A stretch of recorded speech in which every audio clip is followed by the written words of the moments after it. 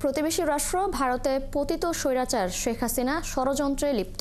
দেশপ্রেমিক ছাত্র জনতাকে তাই থেমে গেলে চলবে না, ফ্যাসিবাদের বিরুদ্ধে লড়াই চালিয়ে যেতে হবে বলে জানিয়েছেন বিএনপির কেন্দ্রীয় নেতা অ্যাডভোকেট এম রুহুল কুদ্দুস তালুকদার দুলো। শনিবার বিকেলে নাটোরের নলডাঙ্গা উপজেলার Patul Hapania school and college মাঠে স্থানীয় বিএনপি আয়োজিত জনসমাবেশে দুলো এসব কথা বলেন।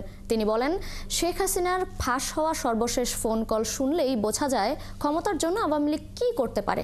তিনি বলেন, ফ্যাসিস্টদের দোসররা সামাজিক যোগাযোগ মাধ্যমে দেশকে অশান্ত করার হুমকি দিয়ে যাচ্ছে। এদেশের মানুষ তাদের হুমকি ষড়যন্ত্রকে ভয় পায় না। শেখ হাসিনা ও তার দোসরদের গতিবিধি ও ষড়যন্ত্র সম্পর্কে সজাগ থাকার আহ্বান জানান তিনি। আগামী পার্লামেন্ট নির্বাচন না হবে যতক্ষণ পর্যন্ত, নির্বাচনের ঘোষণা হবে, নির্বাচিত সরকার যতক্ষণ পর্যন্ত না আসবে ততক্ষণ পর্যন্ত বিএনপি এবং বাংলাদেশের বৈষম্যবিরোধী ছাত্র আন্দোলন আপনারা পাহারার ব্যবস্থা করবেন।